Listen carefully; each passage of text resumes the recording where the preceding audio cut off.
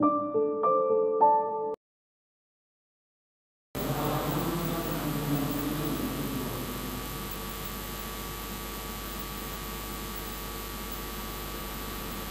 कबीर ने कहा है, अन राते सुख सोना, राते नींद न आए, ज्यों जल छूटी माछली, तड़फत रैन बिहाए। अन राते सुख सोना, जिनको स्वरूप स्थित में लगन नहीं है, परम विश्राम के लिए जिसके मन में अनुराग नहीं है, वह विषय वासना में पड़े सुख से सोते हैं। रातें नींद न आए। जो स्वरूप स्थित में रहता है, आत्मलीनता की तरफ चलता है, जिसके मन में छटपटाहट है कि मेरी असंगता, मेरी निष्क्रियता, मेरा कैवल्य, मेरा अद्वैत परिपक्व हो। शरीर तो आजकल में छूट जाने वाला है, किसी का कुछ ठिकाना नहीं, जवान बूढ़ा कुछ नहीं। रातें नींद न आए। जिसके मन में लगन है स्वरूप स्थित के लिए, उसको नींद नहीं आती। इसका मतलब नहीं जो हम नींद लेते वो नहीं आती, वो नींद उसको बढ़िया आती, क्योंकि वो तो निश्चिंत होता है संसार से। वो विषयों में नहीं सोता है, वो पदार्थों में मन को नहीं डुबाता है। विषय नाम पदार्थ। ज्यों जल छूटी माछली, जैसे मछली जल से अलग कर दी गई हो, तड़फत रैन बिहाए, तड़पते रात बिताती। रैन रात, बिहाय का मतलब है पूरा नष्ट होना। विहाय, हाय नष्ट होना, वि विशेषण है, अधिक नष्ट, पूरा नष्ट।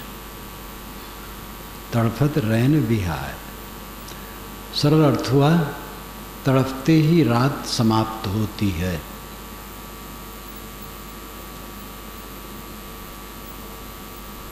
मछली पानी से अलग हो गई है तो तड़पते तड़पते वो समय बिताती है। स्वरूप स्थित से क्षण मात्र के लिए मन अलग हुआ तो साधक के मन में छटपटाहट होती है, कैसे अलग हो गए। पदार्थ निष्ठा, आत्मनिष्ठा, दो निष्ठाएं हैं। पदार्थ निष्ठा में हम आज तक डूबे रहे हैं। पदार्थ ही विषय कहलाते हैं। विषय, पदार्थ, तन्मात्रा, इन सभी शब्दों का प्रयोग होता है। पांचों विषयों को तन्मात्रा भी कहते हैं, लेकिन वो दार्शनिक शैली में उसका प्रयोग होता है। विषय और पदार्थ ये ज़्यादा कहा जाता है। विषय वस्तु, पांच वस्तु दुनिया में कुल है। शब्द, स्पर्श, रूप, रस, गंध। और ये पांच में अनेक प्रकार है, अनेक प्रकार के शब्द हैं, अनेक प्रकार के रूप हैं, अनेक प्रकार के स्वाद, गंध, स्पर्श हैं, लेकिन ये पांच ही प्रकार के पदार्थ हैं। इन्हीं में हमारी निष्ठा है, मोह है, ममता, ये अविद्या के कारण है। स्वरूप का ज्ञान, स्वरूप का ज्ञान हो जाने पर धुंधला सा जो मन में रहता है कि मैं देह नहीं हूँ, आत्मा हूँ, ये बड़ा काम नहीं करता। ये तो जानकारी है। जब इसका साक्षात्कार हो जाता है अभ्यास द्वारा, तो हर समय लगता है देहातीत बुद्धि, और सब समय लगता है ये शरीर एक तो बड़ा है जो साथ में चल रहा है। मैं शुद्ध बुद्ध निर्मल हूँ। ये परिश्रम का फल है, ऐसे नहीं होगा, जान करके नहीं होगा।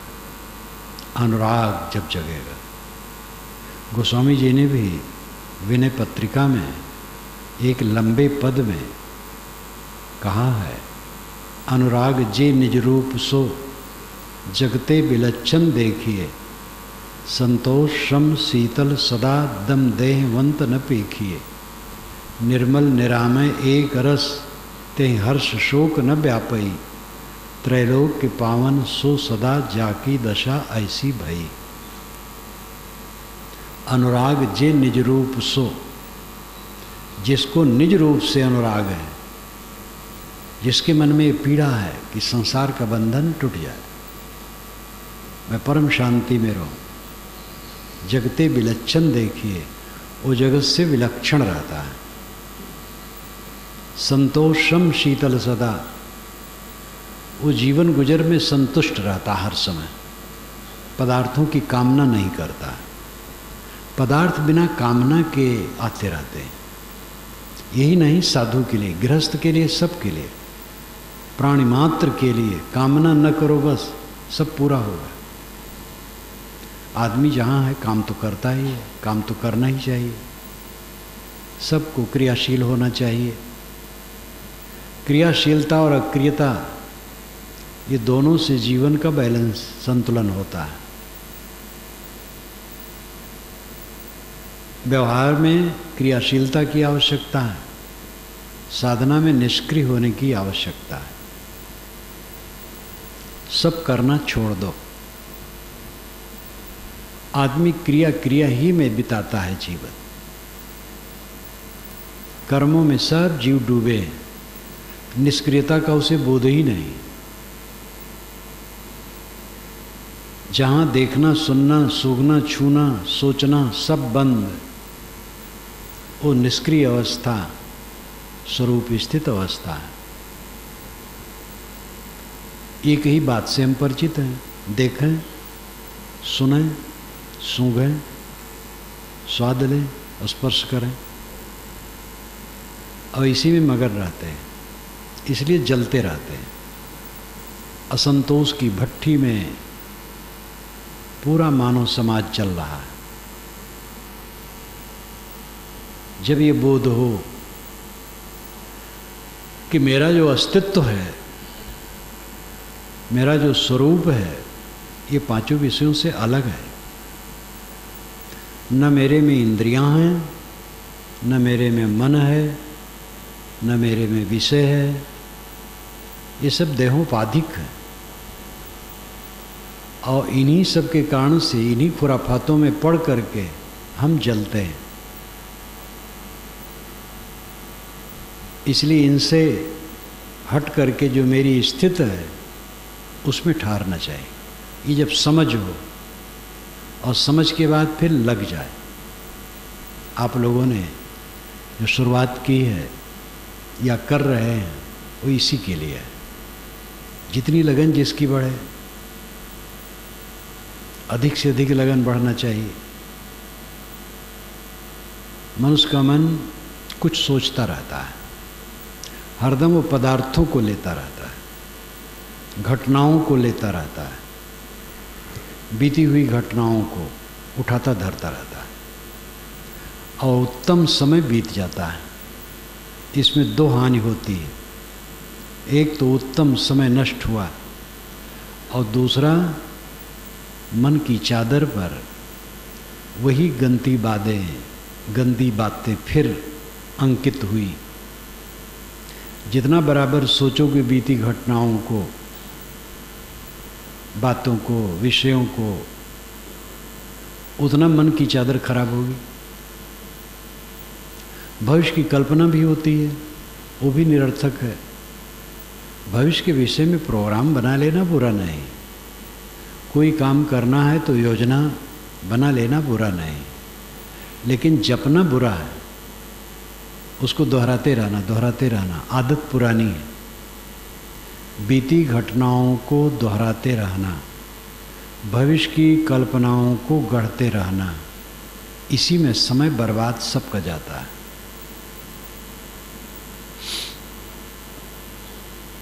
कहीं मोह है तो रागात्मक प्रवृत्ति का उधर चलते रहना। किसी ने हमारे लिए सुख सुविधा की है, हमारा सम्मान किया, हमें चीज़ें दी हैं, उसकी अनुकूलता का स्मरण करते रहना। किसी ने हमारा अपमान किया है, अनादर किया है, क्षति की है, निंदा की है, बुराई की है, उसके विरोध में चित्त सोचते रहना। ये अपने से कोई त्रुटि हुई है, वो त्रुटि को सोचना भी बहुत गलत है और उसमें बहुत ग्लानि करना बहुत गलत है। दीवार कहीं त्रुटि करती है, मनुष्य त्रुटि करता है और मनुष्य शुद्ध होता है। इसलिए त्रुटि हो गई है तो घबराओ ना, सोचते न रहो, ग्लानि में इतना न डूबे रहो कि समय बर्बाद जाए और दुखी बने रहो। बस दृढ़ प्रतिज्ञ हो जाओ कि अब ये त्रुटि नहीं करूँगा। मानसिक जंगल भयंकर है और अपने मन के जंगल में एकल निरंजन सकल शरीरा, तामे भ्रम भ्रम रहल कबीरा। एकल निरंजन सकल शरीरा, एक निरंजन मन सकल शरीर में, शरीर के जंगल में भटक रहा है। तो मन का जंगल भयंकर है, इसको काटो, वीर बनो, बीती घटनाओं को मरी समझो, उसको चित्त से उतारो, अपने से हो गई गलतियों को जपो ना, उसको करो ना, बस हो गया।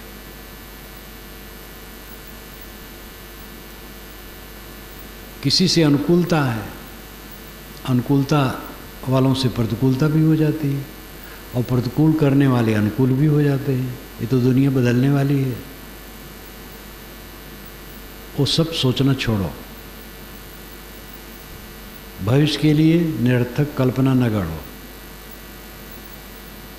वर्तमान में जियो, चित्त को संभालो, चित्त को भूत और भविष्य की चिंता और कल्पना में डुबाओ ना। दिल की दुर्बलता केवल है और कुछ नहीं। बीती बातों को बराबर दोहराते रहना मन में केवल दुर्बलता है, उससे कोई फायदा होने वाला नहीं। किसी ने हमें कुछ कह दिया है तो कह दिया है, उसका दोष है, हमारा क्या दोष है। हमने कुछ कह दिया है तो हम ऐसा अब नहीं कहेंगे, ऐसा हम नहीं करेंगे। हानि हो गई है,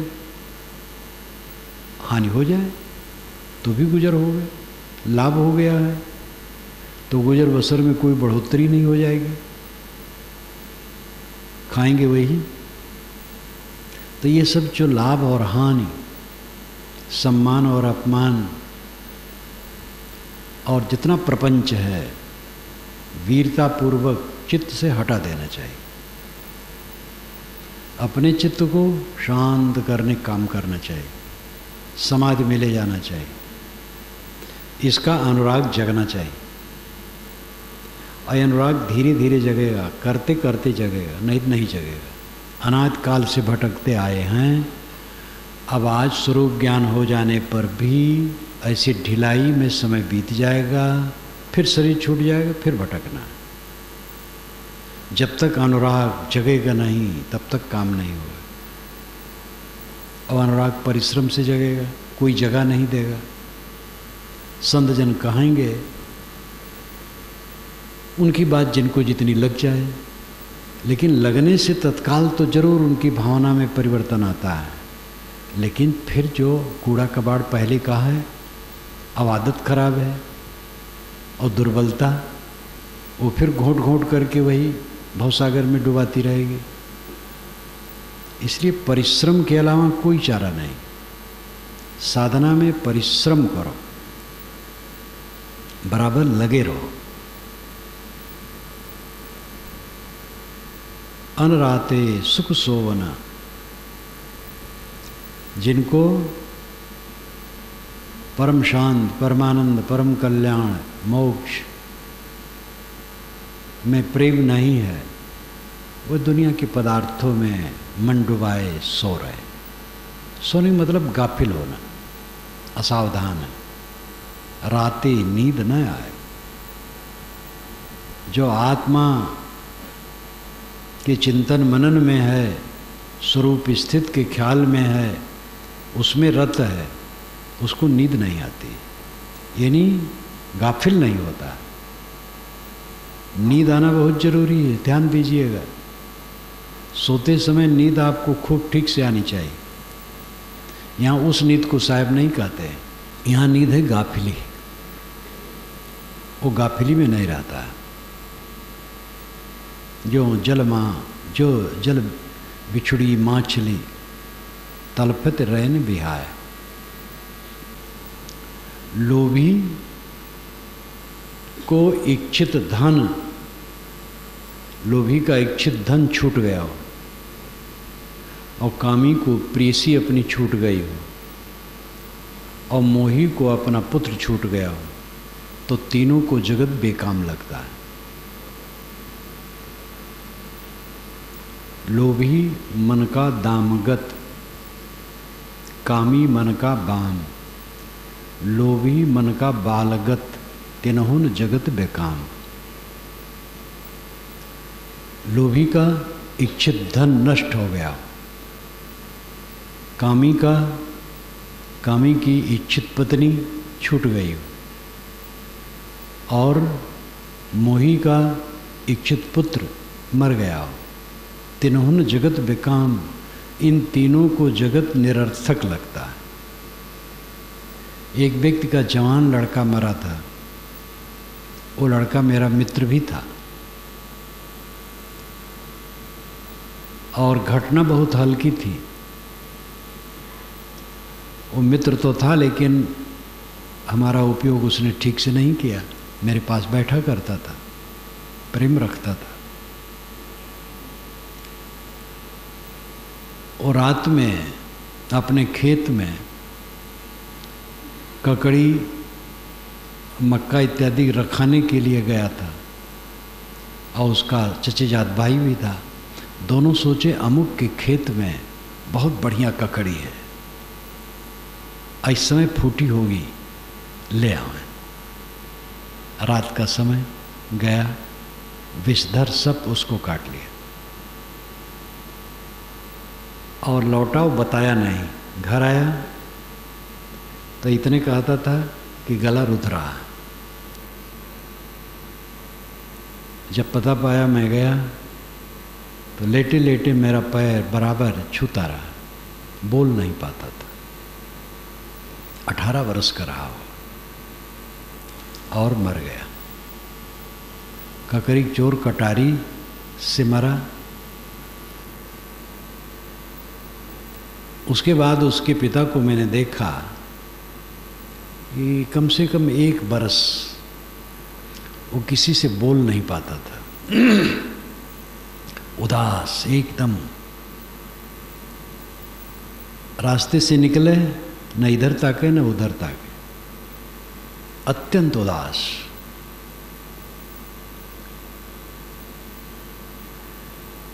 ऐसे ही जाहि विराग प्रिय निज स्वरूप ठहराओ, ते बिन भावे न कछु दावा नल समताओ। इसी प्रकार जिसको वैराग्य प्रिय है और निज स्वरूप की स्थित प्रिय है, अगर वो क्षण मात्र के लिए भी बिछुड़ जाए तो उसको कुछ अच्छा नहीं लगता है। ये छटपटाहट जब मन में हो तब पक्का अनुराग। इसमें से बहुत लोग जानते होंगे स्वामी करपात्री जी महाराज को। उनका जन्म स्थान इसी प्रतापगढ़ में था। अच्छे विद्वान पुरुष थे, सन्यासी थे। उनको मैं कई बार सुनता रहा। पहली बार उनको अयोध्या में सुना 65 में, 65 के दिसंबर में सुना होगा। उसके पश्चात उनको कई बार सुनता रहा। अच्छा प्रवचन देते थे। एक बार प्रवचन देते देते नाटकी ढंग से अपना गला पकड़े, कहे कि मीरा एकदम मतवाली थी। फिर अपना गला पकड़ करके कहते हैं, हम लोगों को तो वो साधना जमाल गोटा का काढ़ा लगता है। जमाल गोटा का काढ़ा बड़ा कड़वा होता है, सुनता हूँ। नीम का काढ़ा तो पिया हूँ बुखार उखार में, जमाल गोटा काढ़ा नहीं पिया हूँ। तो जमाल गोटा का काढ़ा लगता है। कि उन्होंने एक वास्तविकता स्वीकारी। वो बात याद आ गई, मीरा का उन्होंने मीरा की तुलना की। मीरा का उद्देश्य तो दुख निवृत्ति और परम शांति ही रही। उद्देश्य तो सभी संतों का एक होता है, परमानंद की प्राप्ति। समझ अलग अलग होने से उपासना पद्धतियां अलग हो जाती, लेकिन जितने बिरही जीव हैं सबकी कीमत है। मीरा कोई काल्पनिक नहीं है। ध्रुव प्रहलाद तो काल्पनिक हो सकते हैं, अगर वो सच भी हो तो उनकी कहानी में काल्पनिकता बहुत है। मीरा तो ऐतिहासिक है, काल्पनिक नहीं है। सभी महापुरुषों के और संतों के पीछे कल्पना लगा दी जाती है। जहर उनको दिया गया, उन्होंने जहर पी लिया और कुछ नहीं हुआ। जहर कोई भी पिएगा, अगर सही जहर है तो मार डालेगा। वस्तुतः उन्होंने प्रतिकूलता को झेला और विरक्ति भावना, विरह जगना चाहिए। विरह का अर्थ है वियोग के अनुभव की व्याकुलता। वियोग है उसके अनुभव की व्याकुलता, विरह है। तो आत्मा का किसी से वियोग नहीं है। ये कहा जाता है आत्मा का परमात्मा से वियोग है। तो परमात्मा अलग है, आत्मा अलग है, ऐसा नहीं। मान्यता तो है, मान्यता दो प्रकार की है कि आत्मा ही परमात्मा है, और एक मान्यता आत्मा अलग है परमात्मा अलग है। और यह मान्यता भी बहुत प्रबल है। वैष्णव का यही है, द्वैतवादियों का यही है। लेकिन वेदांत, सांख्य, पारक सिद्धांत और अनेक मत ऐसे हैं जो ये नहीं मानते। जहाँ तक तर्क का विषय है, युक्ति का विषय है, वो यही सच है कि अलग परमात्मा है, ऐसी बात नहीं। परमात्मा अलग है, अगर मिल जाए तो क्या होगा? मिली हुई वस्तु छूट जाती है। जो मिलेगा वो छूट जाएगा, तो क्या फायदा होगा? वेदांत जो भारतीय परंपरा का प्राचीनतम आध्यात्मिक शास्त्र माना जाता है, वो उपनिषदें हैं, 11 उपनिषदें। उसमें अपरोक्ष ब्रह्म जिसे कहा गया है, उसमें दूसरा नहीं मिलाया जाता है। परोक्ष ब्रह्म की कल्पना तो जरूर प्रदूषित है, इसलिए वेदांती भी परोक्ष ब्रह्म को तिरस्कृत कर देते हैं। अपरोक्ष ब्रह्म के विषय में वो चिंतन करते हैं। अपरोक्ष का मतलब स्वयं प्रत्यक्ष, अपने आप। इसीलिए ये प्रसिद्ध उक्ति है उनकी, वेदांतियों की, जीवो ब्रह्मैव नापरा। जीव ब्रह्म ही है, दूसरा नहीं। और इसके विषय में बहुत वचन है। तो परमात्मा आत्मा से अलग नहीं है। परमात्मा एक स्थित है, परम स्थित। आत्मा ही परमात्मा जब परम स्थित में हो गया, क्लेश रहित मन हो गया, स्वरूप भाव में हो गया, परमात्मा है।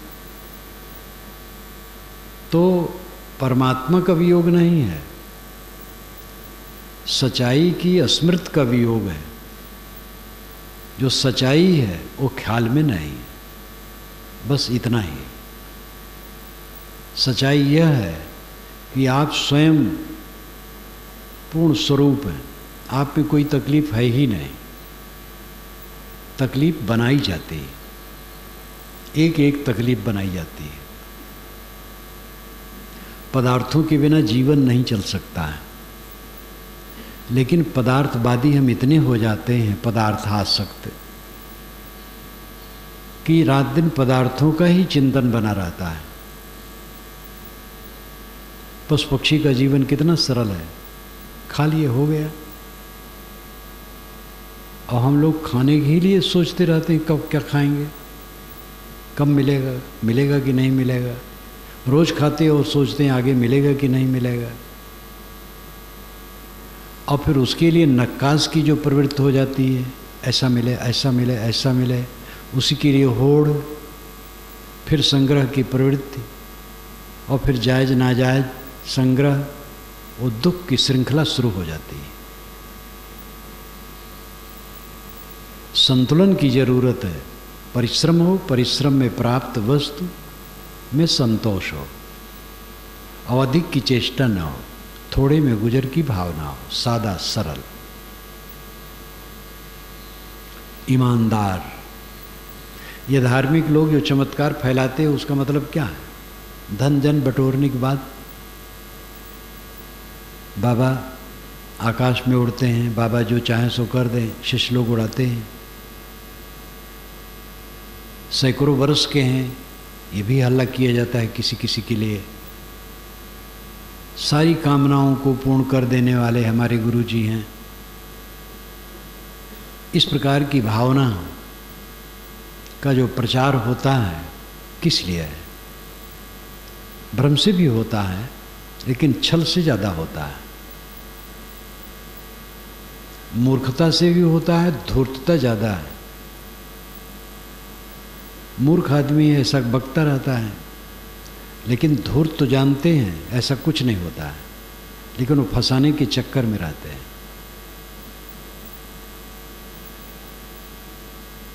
और ये सड़ाता है। जितना चमत्कार महात्मा लोग बढ़ाएंगे, निरर्थक धन जन इकट्ठा होगा, उसमें अबोधी लोग इकट्ठे होंगे, कल्याणार्थी नहीं आएंगे।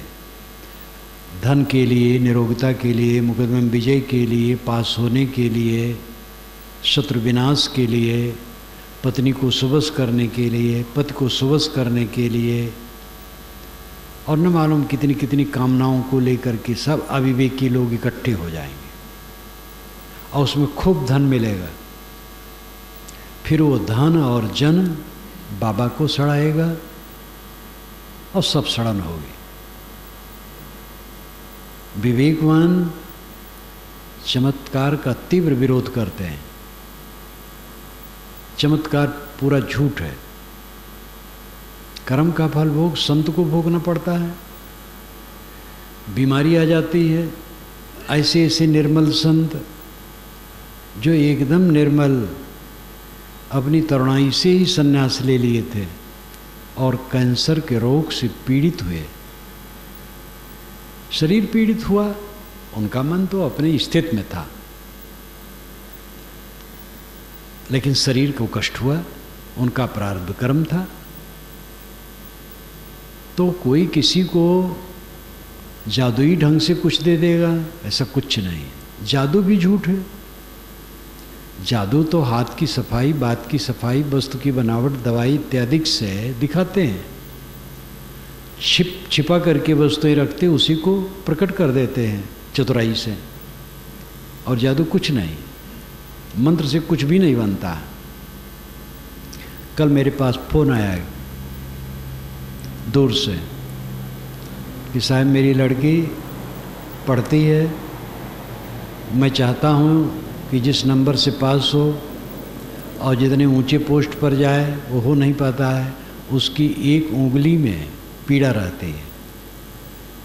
तो बहुत दवाई मैंने अंग्रेजी करवाई और फ़ायदा नहीं हुआ। एक तांत्रिक मिले हैं, वो कहते मैं गारंटी करता हूँ बिल्कुल ठीक कर दूंगा, 10,000 रुपया जमा करो, बस मैं ठीक कर दूंगा। तो साहब क्या करूं?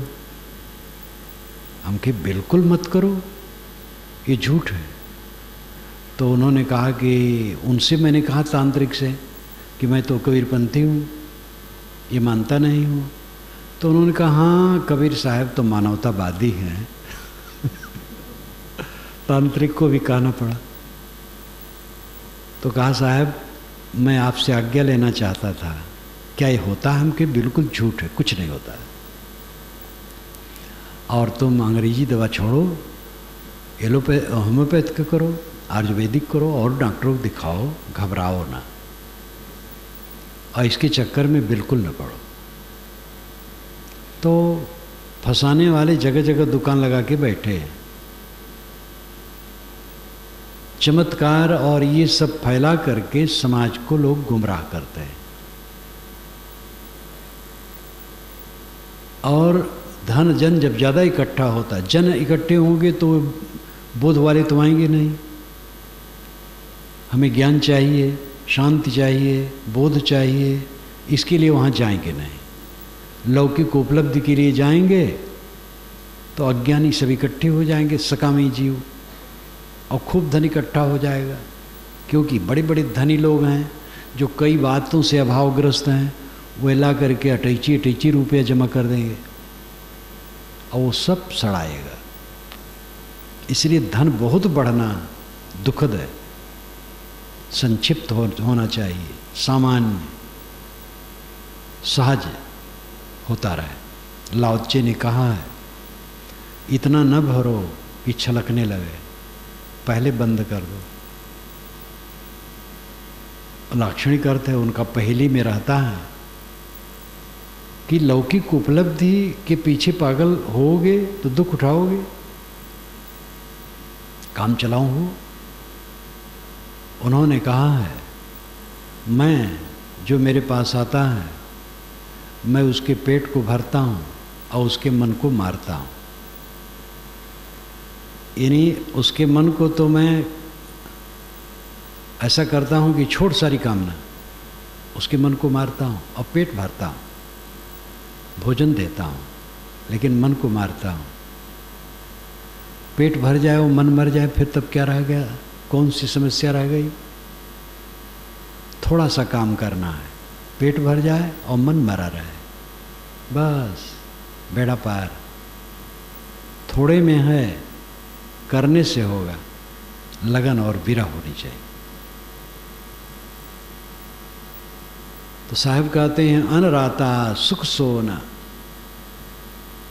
जिसे कल्याण में विरह नहीं है वे विषयों में गाफिल होकर सोते हैं, पदार्थों में डूबे, पदार्थों की उन्नति मानते हैं। विषयों का अर्थ केवल काम भोग ही नहीं होता है, जो स्त्री पुरुष के संबंध जनित क्रिया है उतने मात्र विषय नहीं है।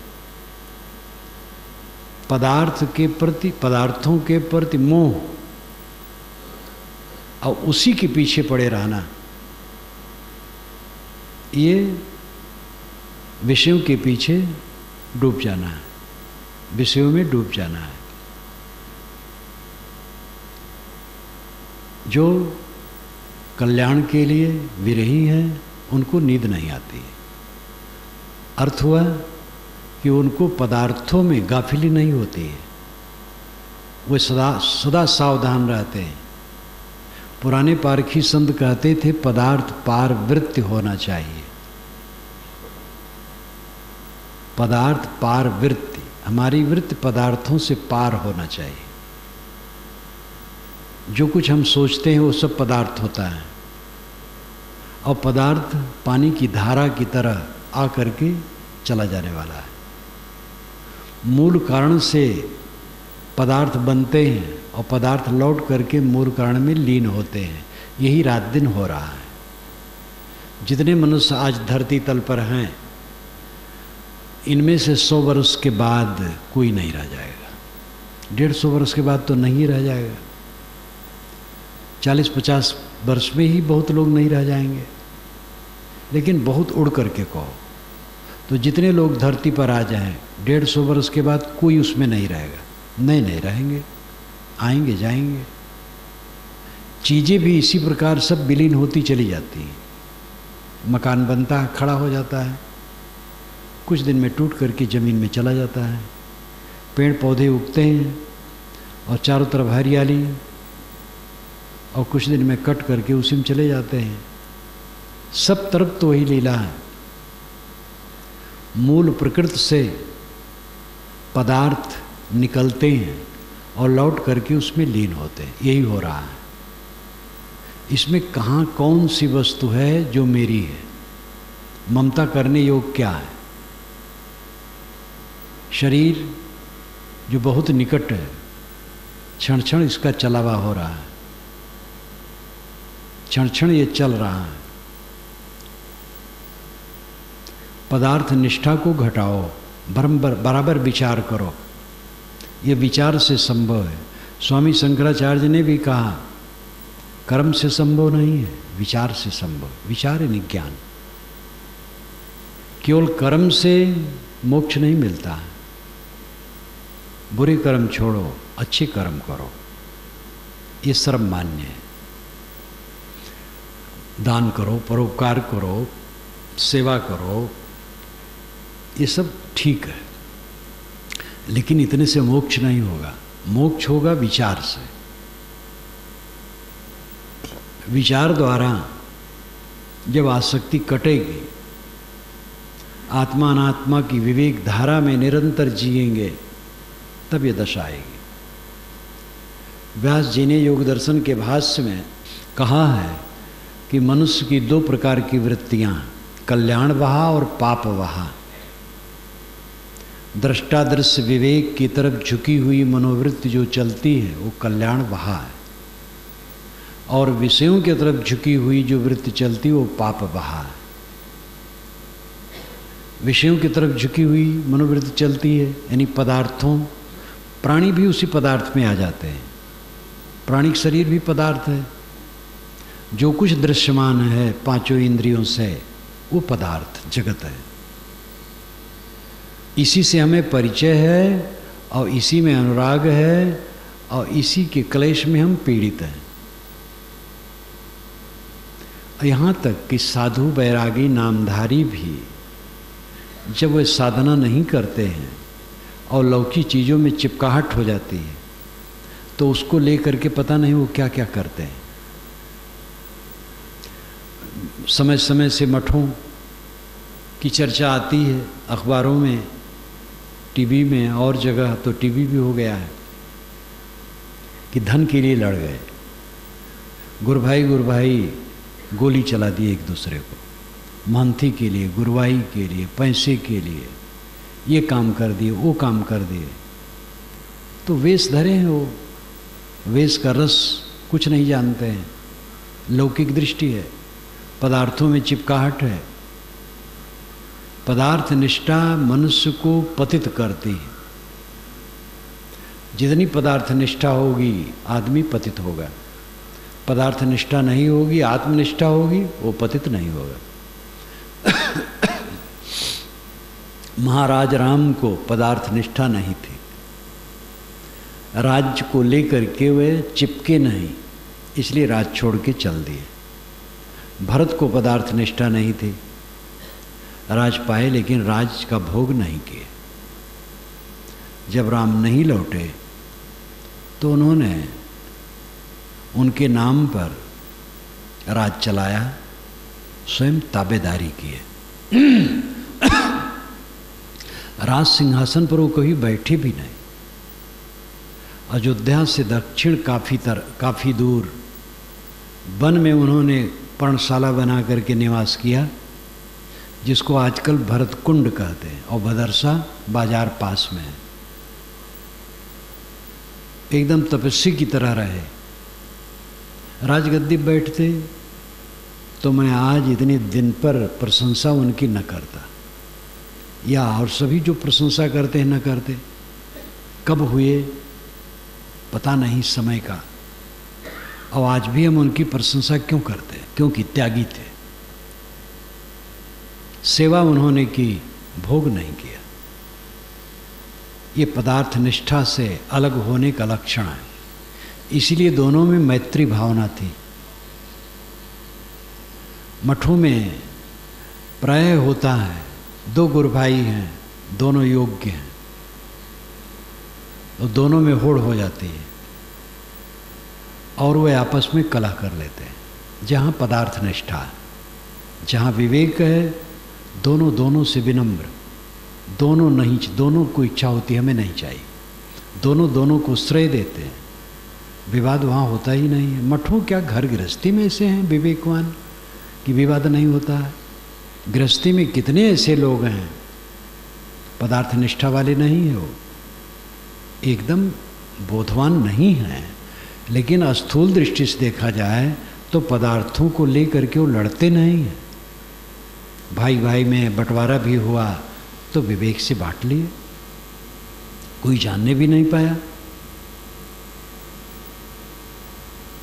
तो कहीं भी विवेकवान होंगे वही सुखी होंगे। पदार्थ निष्ठा मनुष्य को पतित करती है। और पदार्थ क्या है? पानी का बुलबुला, रहने वाला नहीं है। धन किसके साथ है? चीज़ें किसके साथ हैं? मित्र गोष्ठी कब तक साथ है? ये सारी हलचल कब तक स्थिर है? कुछ रहने वाला नहीं। लाओ त्से ने कहा है कि रात की चली आंधी सुबह तक नहीं रहती है, और सुबह से अगर वर्षा शुरू हो जाए जोर से तो दिन भर वैसा नहीं रहता है। जबकि ये काम धरती स्वर्ग करते हैं, धरती स्वर्ग वे बार बार कहते हैं। पूरी दुनिया में सिस्टम रहा है। हमारे यहाँ तीनों लोक कहा जाता है, धरती आकाश कहा जाता है, वो धरती स्वर्ग कहते हैं। धरती स्वर्ग का अर्थ है सत्ता की समग्रता। ये जो प्रकृति जगत है, सत्ता की समग्रता, ये कितनी बलवान है। लेकिन वह भी, उनकी भी क्रियाएं जोर से थोड़े समय तक रहती, ज़्यादा समय तक नहीं। मनुष्य में क्या दम है? क्यों जोर से उबल रहा है? क्यों उत्तेजित है? उन्होंने तो एक जगह और कहा कि लोग हाथ चमकाते हुए चलते हैं मारे रोब के, पता नहीं क्या करने जा रहे हैं, होश ही में नहीं है। जब धरती आकाश की क्रियाएं जोर से कुछ ही क्षण रहती हैं, मनुष्य में क्या दम है? अपने को संभालो, उत्तेजित मत हो, संतुलित रहो, शांत रहो। ताओ बोलता नहीं है, काम बहुत करता है, वो ताओ कहते हैं। हम लोग नियम कहते हैं। वेद में ऋत कहा गया, ऋत, नियम, ताओ। उनकी पूरी पुस्तक में न ईश्वर की चर्चा है, न देवता की चर्चा है, न किसी से पाने की चर्चा है। नियम की चर्चा है और जीवन की चर्चा है। ताओ ते चिंग का अर्थ ही होता है ताओ नियम, ते जीवन, सद्गुण, चिंग पुस्तक, एकदम वैज्ञानिक दृष्टिकोण। मैंने तो कहा था कि एक विचारक ने कहा है लाओ त्से को कबीर समझे, यानी उन्होंने यह आश्चर्य में कहा कि देश भिन्न काल भिन्न, दोनों से कोई मतलब नहीं, लेकिन लाओ त्से को कबीर समझे। कब हुए लाओ त्से, कब हुए कबीर? लेकिन दोनों को मिलाओ तो बात मिलती है। किसी देश काल के महापुरुष हों जो सही दशम पहुँचे हैं, उनकी दशा एक रहती है। काल्पनिक बातों में अंतर रहता है। ऐसा भगवान मानते, वैसा देवता मानते, ऐसा पूजा करते, ऐसा पाठ करते हैं, तो उसमें अंतर रहता है। लेकिन जो वस्तु तथ्य है, उस दशा में रहने वाले दुनिया के किसी कोने के महापुरुष हों, सबकी दशा एक रहती है। इसी पर साहिब ने कहा है, समझे की गति एक है, जिन समझा सब ठौर, कहें कबीर ये बीच के बल कहीं और की और। जितने समझदार हैं सबकी दशा एक रहती है। ये बीच के लोग और का और बलकते हैं। बलकना नाम उबलना। बिचऊ लोग हैं वो उबलते रहते हैं, गंभीर पुरुष नहीं उबलते, शांत रहते हैं। विरह बढ़ाओ साधना के लिए। इस तथ्य को समझो, ये रहने वाला नहीं। चलत बिरिया हम का ओढ़ावें चदरिया, प्राण राम जब निकसन लागे, उलट गई दो नैन पुतरिया। भीतर से जब बाहर लाए, छूट गई सब महला अटरिया। चाय जने मिल खाट उठाइन, लोवत रोवत लई चले डगर डगरिया। कहें कबीर सुनो भाई साधो, संग चली बस सूखी लकरिया। 5 पंक्ति में सारा अहंकार साहब चूर्ण करके रख देते। धन का गर्व, जन का गर्व, प्रभुत्व का गर्व, ऐश्वर्य का गर्व, पद का गर्व, अवस्था का गर्व, विद्वता का गर्व, सारे गर्वों को साहब रगड़ देते हैं 5 पंक्तियों में। जो सरल सरल पंक्तियां एकदम, चलत बिरिया हमका ओढ़ावें चदरिया। चलते समय हमको चादर ओढ़ाई जाती है, शरीर को चादर ओढ़ाई जाती है। शरीर छूट गया, चादर ओढ़ा दिए। प्राण राम जब निकसन लागे, उलट गई दो नैन पुतरिया। प्राण राम जब निकलने लगे, दोनों आँख की पुतली उलट गई। भीतर से जब बाहर लाए, छूट गई सब महल अटरिया। एक इलाकेदार जुगुन सिंह, चंद्र भवन उनका आज भी खड़ा होगा। जो रनिवास था वो सामने विशाल था, और चंद्र भवन उन्होंने अपने शौक से बनवाया था, उसी में रहते थे। जब उनका अंत समय आया तो कहा मुझे अयोध्या ले चलो। रघुनाथ छावनी के वे शिष्य थे। गाड़ी आई, उसमें लेटे। चंद्रभवन को देखते हुए उन्होंने कहा आज चंद्रभवन छूट रहा। फिर अयोध्या लाए गए, बस शरीर छूट गया, दाह हो गया। भीतर से जब बाहर लाए, छूट गई सब महल अटरिया। 4 जने मिल खाट उठाइन, रोत ले गए ले चले डगर डगरिया। कहत कबीर सुनो भाई साधो, साथ चली बस सूखी लकरिया। सारा गर्व, सारा अहंकार 5 पंक्तियों में साहब समाप्त कर देते हैं। वैसा हमारा मन हो तब वो दशा आएगी। ये सब अमृत वचन है, अत्यंत सरल, अत्यंत बोधगम्य, लेकिन अत्यंत गूढ़। क्योंकि हम करते नहीं, इसलिए गूढ़ है। करेंगे तब इनकी सरलता का उपयोग होगा। क्या इस स्थिति को हम 24 घंटे में 10 मिनट भी देखते हैं? सोचो सब, केवल 10 मिनट 24 घंटे में इस भावाकार वृत्ति में रहते हैं। अगर 10 मिनट रोज रहना सीखें तो देखेंगे कुछ दिन में कितना परिवर्तन चित्त का होगा। रोज 10 मिनट इस पर सोचें। अब अगर और लंबा सोचे फिर क्या पूछना है। ज्ञान की बात आई गई, कह दिया, प्रवक्ता भी कह दिए, खूब कह दिए। एक साधु से मैंने कहा स्वाध्याय करते हो कि नहीं? कहे साहब क्या स्वाध्याय करूं, प्रवचन तो मुझे करना नहीं क्योंकि मुझे ऐसा समाज नहीं मिलता है मैं प्रवचन कर सकूं। वे प्रवचन कर सकते हैं लेकिन समाज नहीं मिलता, तो क्या अध्ययन करूं? हम कहे अच्छा, तो प्रवचन के लिए अध्ययन किया जाता है, अपने लिए नहीं। वैसी उनकी बुद्धि थी थोड़ी। स्वाध्याय अपने कल्याण के लिए, और घलुए में दूसरे को मिल जाता है। साधक जब स्वाध्याय करेगा, चिंतन मनन करेगा, तो उसका चित्त निर्मल होगा, और पात्र के सामने वो कह देगा तो उसका भी लाभ हो जाएगा। प्रवचन करने का पेशा मान लेना भूल है। वैसे संत के लिए तो लिखा जाता है, जब कहीं कागज में लिखा जाएगा क्या पेशा करते हो, तो सरकार तो लिखती है भाई पेशा, कृषि पेशा है, व्यापार है, नौकरी है, कला है। तो साधु को तो शिक्षा उपदेश पेशा लिखा जाता है। लिखा जाना ठीक है लेकिन हमें ऐसा नहीं मानना चाहिए हमारा पेशा है, हमारा कल्याण काम है। फिर जो पात्र सामने आए उनको कह देना है, खास काम अपना करना है। और जो अपना नहीं करेगा दूसरे क्या। जिसने अपना कल्याण किया उसने मानो पूरे समाज का कल्याण किया। प्रवक्ता तो बहुत मिलते हैं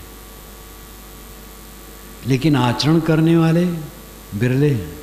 कांता तो बहुत ही मिला, गहनता मिला न कोई। सो कांता वही जानवे जो न गहनता होए। अनुराग जगने की जरूरत है और अनुराग एक ऐसे आकस्मिक नहीं जगता है। हानि लाभ का बोध, पदार्थ निष्ठा में पड़े पड़े हमारी हानि है, आत्मनिष्ठा में ही लाभ है। दुनिया में मन डुबाए डुबाए हमें नरक भोगना है। दुनिया से मन हटा करके आत्मरत होने में हमें स्वर्ग मिलेगा। यह स्वर्ग पुराण वाला नहीं, अपने में लौटना। स्वर्गा स्वर्ग, अपने में लौट आना स्वर्ग है।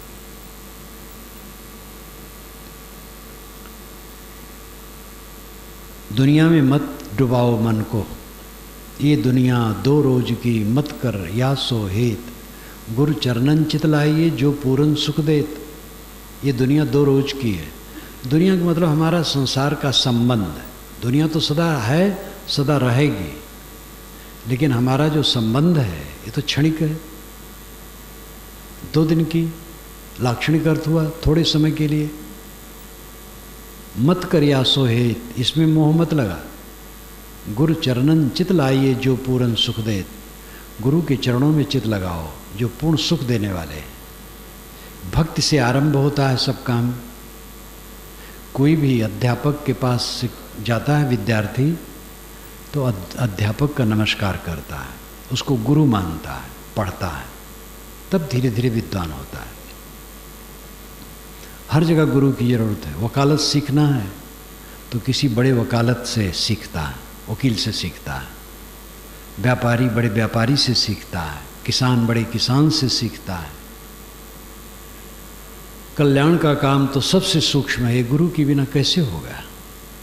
हम लोगों को गुरु न मिले होते पता नहीं क्या दशा हुई होती।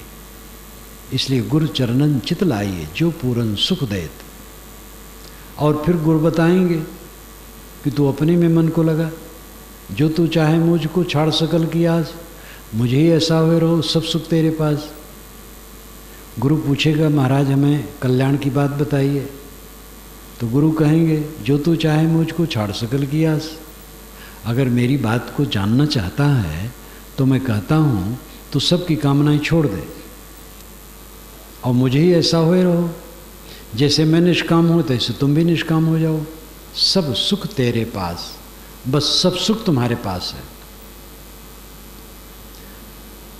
जब हम दूर से चलते हैं कहीं और रात हो गई है, पूछते हैं वो गांव कहाँ है। कोई कहा देखो प्रकाश चल रहा है, वही गांव है। तो प्रकाश देखते देखते वहाँ हम पहुँचते हैं, लेकिन जब वहाँ पहुँचते तो प्रकाश को नहीं देखते, प्रकाश में देखते हैं। अगर वहाँ जाए वो प्रकाश को देखते रहें खड़े खड़े तो लोग समझेंगे पागल है। प्रकाश में जिन व्यक्तियों से हमें मिलना है उनको देखते हैं। तो पहले तो गुरु को देखा जाता है, यानी गुरु के प्रति अनुराग होता है। फिर गुरु में देखा जाता है, यानी गुरु ने जो उपदेश दिया है उस उपदेश में अपने को देखा जाता है।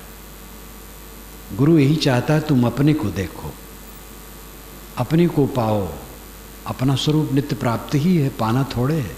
समझना है और ठहरना है। मन के भुलावे को छोड़ो, मन के संकल्प विकल्पों को छोड़ो। चित्त की दुर्बलता के कारण हम भूत और भविष्य की कल्पनाओं में डूबे रहते हैं और स्वरूप भाव में रह नहीं पाते हैं। मन की दुर्बलता को जीतो और ये रत्न तुल्य जो समय है स्वरूप भाव में व्यतीत करो। अहम शुद्ध चैतन्य ज्ञान स्वरूपम अजरामराहम अखंडम मनोपम अहम शुद्ध चैतन्य ज्ञान स्वरूपम